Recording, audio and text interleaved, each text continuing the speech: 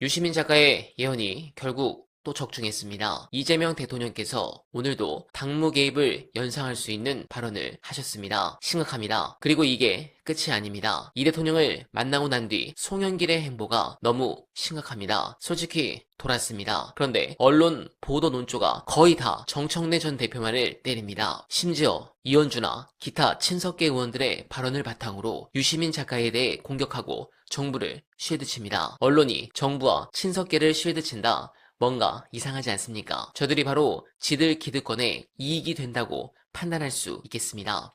여러분, 오늘 중요한 부분을 보고 드립니다. 구독 한방 쾅쾅 눌러주시고 끝까지 시청 부탁드립니다. 먼저 유시민 작가께서 던졌던 비판은 어쩌다 튀어나온 일회성 발언이 아닙니다. 이미 지난 3월 여권 지지층의 속성을 세 그룹으로 조립해 분석한 ABC론을 제기한 바 있습니다. 민주당의 뿌리와 핵심 가치를 수호하는 A그룹, 친명 완장을 차고 권력의 이익을 쫓다 위기시 가장 먼저 도망칠 B그룹, 그리고 가치와 실용을 겸비한 C그룹. 그때 이미 유 작가는 대통령의 지지율이 흔들릴 때 가장 호위무사인 B그룹이 가장 먼저 배신할 것이니 전통적 토대인 A그룹을 목숨 걸고 지켜야 한다고 경고했습니다. 그리고 석 달이 지난 6월 말 그 위기의 징후는 훨씬 악화된 형태로 발현되었습니다. 이것이 바로 증축 대 재건축의 딜레마입니다. 우리를 권력의 자리에 앉혀준 주권자들이 원했던 것은 노무현과 문재인으로 이어지는 단단한 가치와 역사적 토대 위에 중도와 보수를 얻는 증축이었습니다. 그러나 이재명 대통령과 청와대 참모들은 그 토대 자체를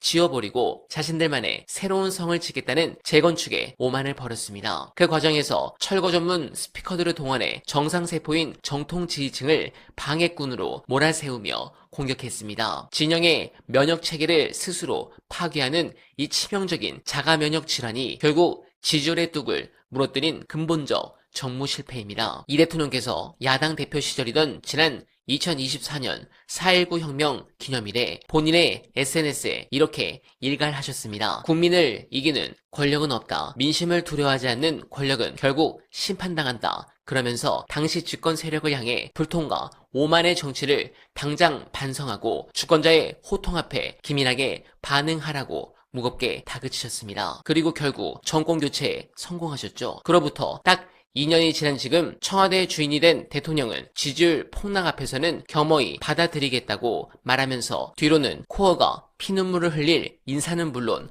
송영길을 초청해 당무 개입 논란으로 큰 실망감을 주셨습니다. 겸허함은 이빠른 수사가 아니라 오직 인사와 정책이라는 무거운 선택으로 증명되는 법입니다. 야당 시절 본인이 던졌던 그 서설퍼런 역사의 부메랑이 이제 대통령 본인의 가슴을 겨누고 있음을 직시하시고 다시 우리 지지층에 큰 사랑을 받길 희망합니다. 관련해 언론들의 상식적이지 않은 보도를 직격한 훌륭한 분석 끝까지 봐주시고 여러분들의 생각 댓글로 부탁드립니다. 당원과 지지자들의 믿음을 사면 그 사람이 친명이건 아니건 상관없어요. 제가 볼 때는. 네. 그렇게 생각하고 일들을 해야지. 무슨 그런 이상한 기획을 해가지고 그 기획 가지고 백날 담장 쌓아봐야 때 되면 다 와르르 무너져요. 언론에서 보도하는 걸 보세요. 재래 언론에서 특히. 유튜브도 일부 그렇지만 명청대전이라 그러잖아요. 친명 대 친청의 대전이래요. 이번 오는 8월 전당대회가. 그거는 완전히 허구거든요. 분열책동이고. 근데 그거를 받아안고 무슨 자기가 친명임을 내세우면서 장사하는 사람들 있잖아요. 전형적으로 B죠. 그렇죠. 누구라고 말하지는 않겠어. 그리고 뭐 그것이 어떤 뉘앙스냐를 가지고 뭐 또 말하기도 하던데 어떤 뉘앙스면 어때요? 나라님도 안 보이는 데서는 흉본다는데 나 따위야 뭐 흉보면 어때요? 괜찮아요. 저런 정도는 흉도 아니야. 네, 흉도 아니야. 그냥 네. 그런 거고. 이제 다만 이제 앞으로는 들키지 말았으면 좋겠어요. 이게 언론에 또 이방하에 오르락 내리락 네. 하니까. 저도 같이 부끄러우니까. 네.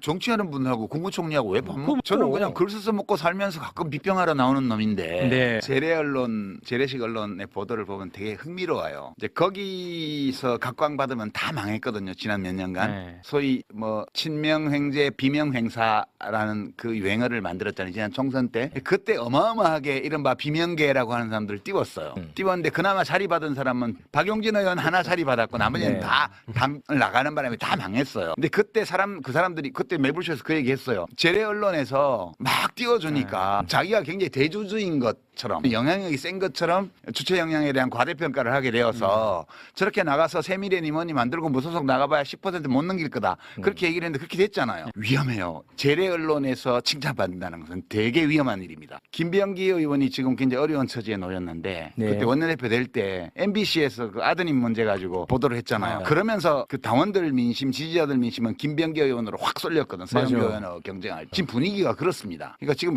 기묘한데 김민석 총리로 추정되는 이현주 의원으로 추정되는 의원과 국무위원 사이에 텔레그램 문자 그게 지난번에도 찍혔잖아요. 아, 그거 아니라고 했어요. 아니라고 양쪽 다. 했어요. 네. 아니라 장인수 기자 보고 왜 그 무슨 검사들한테 공소 취소를 자발적으로 하면 어떠냐고 말했던 대통령 측근 고위 인사가 누군지에 대해서 왜 안 밝히냐고 막 엄청나게 공격을 해요. 근데 뉴스원에서는 그거 왜 안 밝혀요? 국무위원하고 국회의원인데 여당에 안 밝히잖아요. 끝까지 안 밝혔어요. 이런 이중잣대가 뭐냐 할 때 이 언론이 그 지난번 텔레그램의 당사자들은 보호해 주는 거예요. 그러면 보호해 줘야 될 대상과 까야 될 대상을 어떻게 고를까? 기가 막히게 고릅니다. 와, 이걸 진짜 흥미로운 주제다. 정말 본능적으로 아는 것 같아요. 본능적으로. 그러니까 자기들에게 해되는 사람과 자기들에게 이익되는 사람. 그래서 와. 앞으로도 조심하셔야 돼요. 지금 뭐 어떤 분은 뭐 무죄 받고 지금 정치로 복귀했는데 막 조중동을 포함해서 재래 언론에서 막 단독 인터뷰해주고 어마어마하게 띄우고 있어요. 조심해야 됩니다. 그 사람들이 감별을 엄청 잘해요. 그러니까 이재명 대통령과 민주당에 해될 사람들을 띄웁니다. 계속 몇 년 전부터. 이재명 정부에 해야 될 사람만 띄운다. 저는 판독기라고 봐요. 그 어느 날 갑자기 어떤 정치인이 또는 지식인이 갑자기 막 언론의 각광을 받잖아요.